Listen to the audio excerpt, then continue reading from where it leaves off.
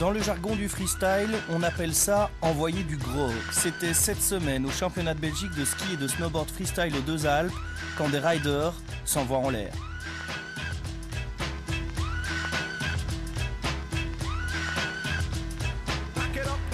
Peu connu en Belgique, le freestyle se compose de plusieurs disciplines. À côté du big air, il y a le halfpipe. Le pipe, c'est un tube creusé dans la neige, une demi-lune sur laquelle il faut sortir un maximum de figures. Pour l'emporter, il faut du style, de la hauteur et de la fluidité.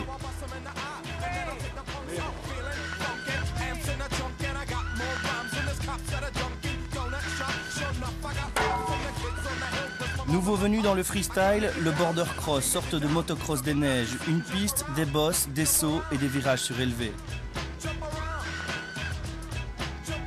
Au corps à corps, les skieurs s'affrontent, s'affrottent, s'ajoutent des coudes. Pour gagner, il faut aller vite. Le plus fort, c'est celui qui arrive en bas le premier.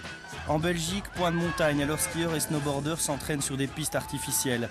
Pourtant, nos représentants sont loin d'être ridicules. On a un beau niveau, surtout pour la discipline qu'on peut s'entraîner en Belgique. Donc on a les grands halls indoor avec la neige artificielle à Peer et à Comines.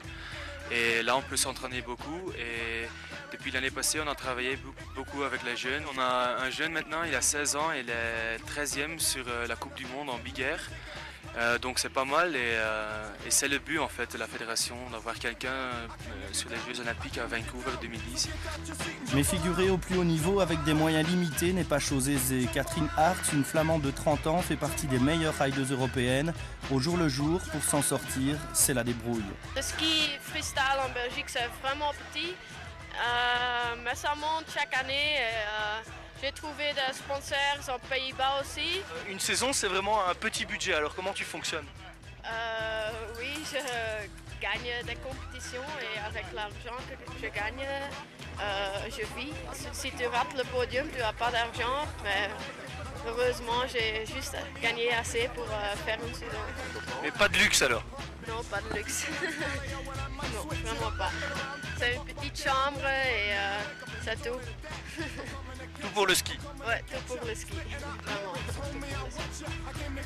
Une situation difficile, surtout chez nous en Wallonie où les sports de glisse sont à la traîne. Je pense que dans les années qui viennent, si quelqu'un reprend le flambeau et fait le même travail que M. Kuckelberg au niveau wallon, on arrivera à fédérer quelque chose de national. Et à ce moment-là, je pense que la Belgique deviendra enfin une vraie nation reconnue en tant que nation de glisse, ce qui n'est malheureusement pas encore le cas. Et la génération montante devrait faire parler d'elle dans les années à venir, à l'image de Christophe Renders qui fait partie du top mondial en big air et sur qui tous les espoirs belges reposent.